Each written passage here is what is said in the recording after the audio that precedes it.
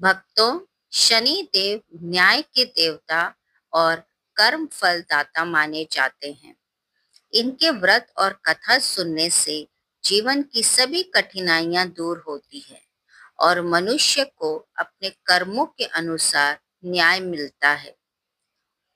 शनिवार के दिन व्रत रखने से और शनि देव की पूजा करने से शनि की ढैया और साढ़े साती का असर कम हो जाता है। इस व्रत के प्रभाव से घर परिवार में सुख शांति बनी रहती है, कष्ट दूर होते हैं और जीवन में सफलता के मार्ग खुलते हैं। कहा गया है कि शनि देव व्रत कथा को श्रद्धा से सुनने से और करने से भक्त को धन धान्य की कमी नहीं रहती और जीवन में न्याय, समृद्धि और शांति बनी रहती है। आइए भक्तों, अब जानते हैं शनि देव की पूजन विधि। शनिवार के दिन प्रातः जल्दी उठकर स्नान करें और स्वच्छ वस्त्र धारण करें। घर या मंदिर में शनि देव की मूर्ति अथवा चित्र स्थापित करें। सरसों के तेल का दीपक जलाएं और शनि देव को तेल चढ़ाएं। नीले या काले फूल अर्पित करें। काले तिल, काली उड़द, लोहा, छाता, जूते आदि दान करने का विशेष महत्व है। शनि देव के मंत्र का जाप करें। ओम शम शनिश्चराय नमः। इसके बाद श्रद्धा और भक्ति से शनि देव व्रत कथा सुने या पढ़ें। कथा के बाद आरती करें और प्रसाद बांटें। भक्तों, आइए अब सुनते हैं शनिवार व्रत कथा। एक समय समस्त प्राणियों के हित चाहने वाले मुनियों ने नैमिषारण्य वन में एक सभा की। उस समय व्यास जी के शिष्य सूत जी शिष्यों के साथ श्री हरि का स्मरण करते हुए वहां पर आए। समस्त शास्त्रों के ज्ञाता सूत जी को आया देखकर महातेजस्वी शौनकादि मुनि उठकर खड़े हो गए और सूत जी को नमस्कार किया और सुंदर उच्च आसन दे उनके पांव धोए। मुनियों द्वारा दिए आसन पर श्री सूत जी बैठ गए। श्री सूत जी से शौनकादि मुनियों ने विनय पूर्वक पूछा, हे मुनि, इस कलयुग में श्री हरि की भक्ति किस प्रकार से होगी? सभी प्राणी पाप से तत्पर होंगे, मनुष्यों की आयु कम होगी, ग्रह कष्ट, धन रहित और अनेक पीड़ा युक्त मनुष्य होंगे। हे सूत जी, पुण्य अति परिश्रम से होता है। इस कारण कलयुग में कोई भी मनुष्य पुण्य न करेगा। पुण्य के कष्ट होने से मनुष्य की प्रकृति पापमय होगी। इस कारण तुच्छ विचार करने वाले मनुष्य अपने वंश सहित नष्ट हो जावेंगे। हे सूत जी, जिस तरह थोड़े ही परिश्रम से थोड़े समय में ही पुण्य प्राप्ति होती है, ऐसा कोई उपाय हम लोगों को बतलाइए जिसके उपदेश से मनुष्य पुण्य और पाप करता है। उसके पुण्य और पाप का वही मनुष्य भागी होता है। यह शास्त्र का निर्णय है। हे सूत जी, जो मनुष्य रत्न रूपी ज्ञान से दूसरों को संतुष्ट करते हैं, उनको मनुष्य रूप धारण किए श्री हरि को ही जानना चाहिए। मुने, कोई ऐसा व्रत बताएं जिसके करने से शनि के द्वारा प्रदत्त कष्ट ना उठाने पड़े। जिस व्रत से कथा से शनिकृत कष्टों का निवारण हो, उसको सुनने की हमारी इच्छा है। सूत जी बोले, हे मुनि श्रेष्ठ, तुम धन्य हो। तुम ही वैष्णवों में अग्रण्य हो, क्योंकि सब प्राणियों का सदैव हित चाहते हो।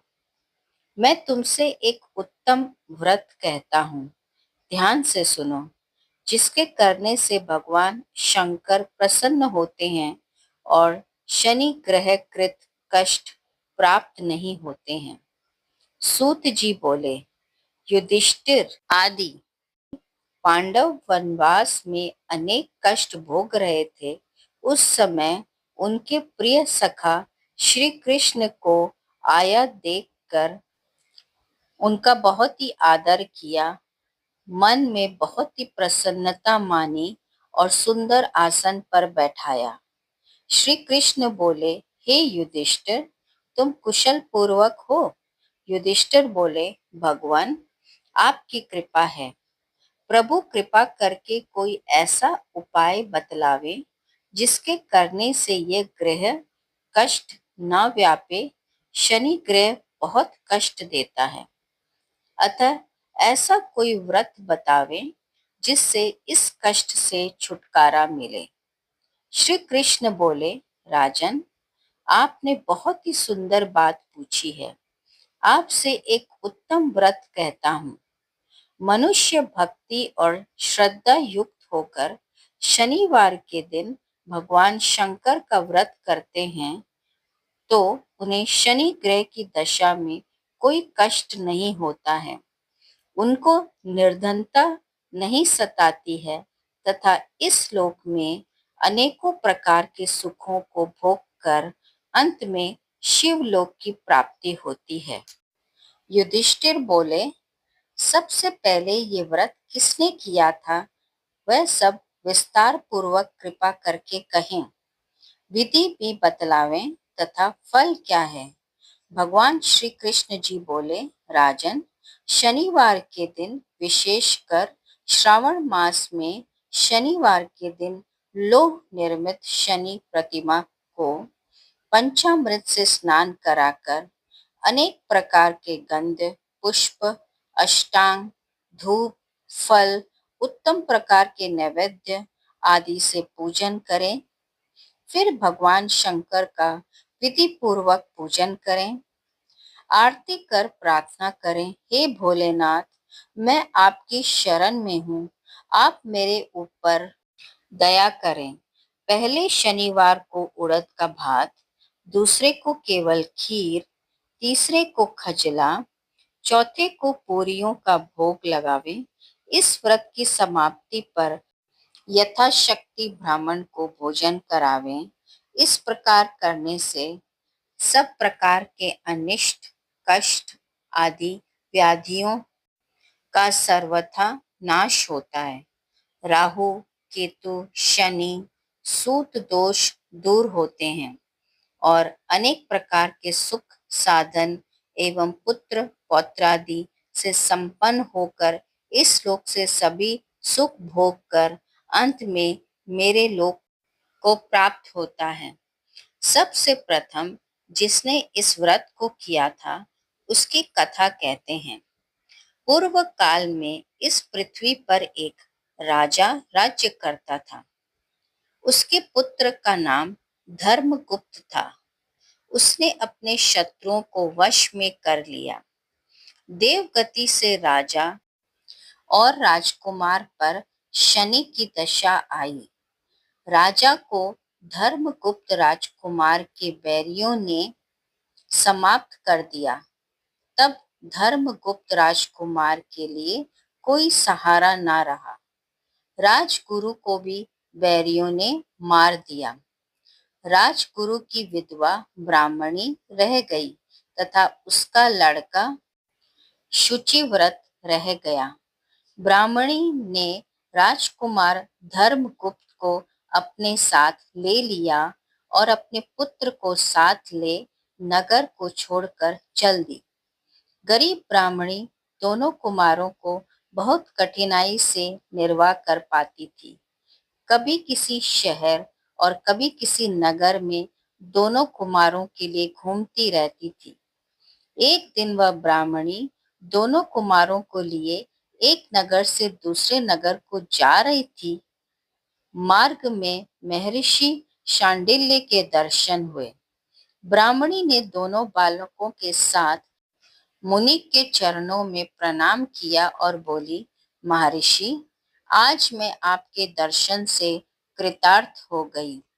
ये मेरे कुमार आपकी शरण है, आप इनकी रक्षा करें। मुनिवर, यह शुचिव्रत मेरा लड़का है और ये धर्मगुप्त राजपुत्र है और मेरा धर्मपुत्र है। हम सभी घोर दारिद्र्य में पड़े हुए हैं, आप हमारा उद्धार कीजिए। शांडिल्य मुनि ने ब्राह्मणी की सब वार्ता सुनी और बोले, देवी, तुम्हारे ऊपर शनि देव का प्रकोप है, अतः आप शनिवार के दिन व्रत करके भगवान शिव जी की आराधना किया करो और पीपल के वृक्ष का पूजन सूर्य उदय से पूर्व करो, इससे तुम्हारा कल्याण होगा। ब्राह्मणी और दोनों कुमार मुनि को प्रणाम कर श्री शिव मंदिर के लिए चल दिए। शनिवार के दिन दोनों कुमार ने मुनि के उपदेश अनुसार शनि का व्रत किया तथा पीपल के वृक्ष की पूजा करके शिव जी का पूजन किया। इस प्रकार दोनों कुमारों को व्रत करते करते 4 मास व्यतीत हो गए। एक दिन शुचि व्रत स्नान करने के लिए गया, उसके साथ राजकुमार नहीं था। कीचड़ में उसे एक बहुत बड़ा कलश दिखाई दिया। शुचिव्रत ने उसको उठाया और देखा उसमें धन था। शुचिव्रत उस कलश को लेकर घर आया और माँ से बोला, हे माँ, इस शिवजी के प्रसाद को देखो, भोलेश्वर ने कलश के रूप में धन दिया है। माता ने आदेश दिया, बेटा, तुम दोनों इसको बांट लो। माँ का वचन सुन शुचिव्रत बहुत प्रसन्न हो गया और राजकुमार से बोला, भैया, अपना हिस्सा ले लो। परंतु शंकर जी की पूजा में विश्वासी राजकुमार बोला, माँ, मैं हिस्सा लेना नहीं चाहता हूँ, क्योंकि जो कोई अपने सुकृत से जो भी पाता है वह उसी का भाग का है और उसे स्वयं ही आप ही भोगना चाहिए। भोलेश्वर शिव जी मुझ पर भी कभी कृपा करेंगे। धर्मगुप्त प्रेम और भक्ति के साथ शनि का व्रत करके पूजन करने लगा। इस प्रकार से 1 वर्ष व्यतीत हो गया। बसंत ऋतु का आगमन हुआ। राजकुमार धर्मगुप्त तथा ब्राह्मण पुत्र शुचिव्रत दोनों वन में घूमने के लिए गए। दोनों वन में घूमते घूमते काफी दूर निकल गए। उनको अनेक गंधर्व कन्याएं खेलती हुई मिली। ब्राह्मण कुमार बोला, हे भैया, श्रेष्ठ पुरुष स्त्रियों के बीच नहीं जाते, वह मनुष्य को शीघ्र ही मोह लेती है। विशेष रूप से ब्रह्मचारी को स्त्रियों से भाषण करना व मिलना नहीं चाहिए। परंतु गंधर्व कन्याओं के खेल को देखने की इच्छा रखने वाला राजकुमार खेल देखने के लिए उनके स्थान पर अकेला ही चला गया। ब्राह्मण कुमार नहीं गया।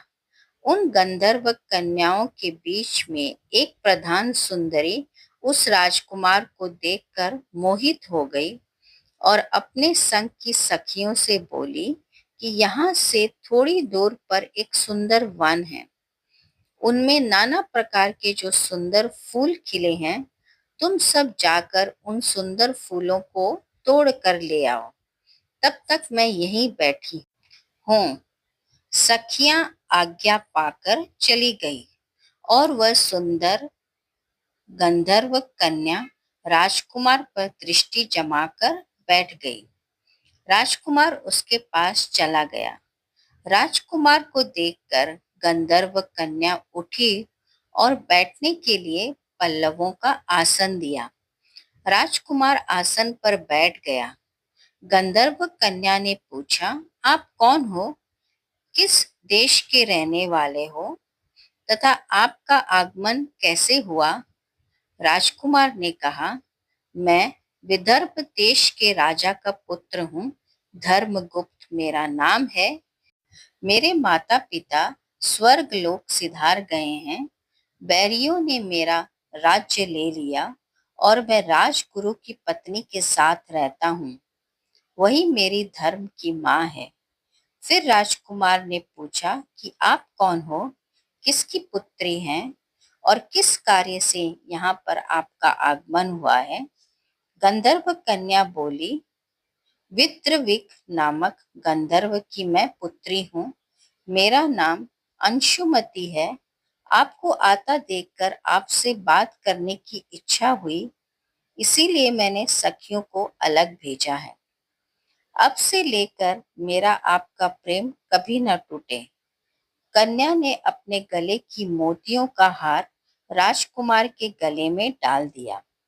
राजकुमार को अत्यंत प्रसन्नता हुई और बोला, मेरे पास न राज है न धन है, आप मेरी भार्या कैसे बनेंगी। आपके पिता है, आपने उनकी भी आज्ञा नहीं ली है। गंधर्व कन्या बोली, अब आप अपने घर जाएं और परसों प्रातःकाल यहाँ आएं। आपकी आवश्यकता होगी। राजकुमार से ऐसा कहकर गंधर्व कन्या अपनी सहेलियों से जा मिली। राजकुमार धर्मगुप्त शुचि व्रत के पास चला गया और उसे सब समाचार दिया। फिर दोनों ने संपूर्ण समाचार अपनी माँ को जाकर बता दिया। उसके बाद से तीसरे दिन शुचि व्रत को साथ लेकर राजकुमार धर्मगुप्त उसी वन में गया। उसने देखा कि स्वयं गंधर्वराज विद्रविक उस कन्या को साथ लेकर उपस्थित है। गंधर्वराज ने दोनों कुमारों का अभिनंदन और स्वागत किया। दोनों को सुंदर आसन पर बैठाकर राजकुमार से कहा, वत्स, मैं अपनी कन्या का विवाह तुमसे करना चाहता हूँ। ये अब तुम्हारी जीवन संगिनी होगी और मैं आपके बैरियों को वश में करके आपका राज आपको दिला दूंगा। ऐसा कहकर गंधर्व राज ने अपनी कन्या का विवाह राजकुमार के साथ कर दिया तथा अंशुमति की सहेली का विवाह ब्राह्मण शुचिव्रत के साथ कर दिया। जब धर्मगुप्त के बैरियों ने ये समाचार सुना तो उन्होंने राजकुमार की अधीनता स्वीकार कर ली और राजकुमार को राज्य लौटा दिया। धर्मगुप्त सिंहासन पर बैठा और अपने भाई शुचिव्रत को मंत्री नियुक्त किया। जिस ब्राह्मणी ने उसे पुत्र की भांति पाला था, उसे राजमाता बनाया। शनिवार के व्रत के प्रभाव तथा शिवजी की कृपा से धर्मगुप्त इस प्रकार विदर्भ राज हुआ तथा इस लोक में नाना प्रकार के सुख भोग कर भगवान शंकर की पूजा कर शिवलोक को प्राप्त हुआ। श्री कृष्ण भगवान बोले, हे पांडुनंदन, आप भी इस व्रत को करो तो कुछ समय बाद आपको राज्य प्राप्त होगा और सभी सुखों को प्राप्त होकर आपके बुरे दिनों की शीघ्र समाप्ति होगी। युधिष्ठिर ने शनिवार व्रत कथा सुनकर श्री कृष्ण भगवान की पूजा की और व्रत आरंभ किया। इस व्रत के प्रभाव से महाभारत में विजय प्राप्त करके राज्य पाया तथा अंत में स्वर्ग लोक को गए। सूत जी बोले, हे मुनिवरों, जो मनुष्य शनिवार को शनिवार व्रत, पीपल का पूजन तथा भगवान शनि का दर्शन और पूजन कर शनिवार की कथा को सुनता है, उससे निर्धन को धन, अपुत्र को पुत्र, बंदी बंधन मुक्त हो सभी प्रकार की कामनाओं की पूर्ति होती है। नाना प्रकार के सुख भोग अंत में शिवलोक को प्राप्त करता है। बोलो शनि देव की जय। भक्तों, आप अपने इस चैनल को लाइक, शेयर और सब्सक्राइब करें। धन्यवाद।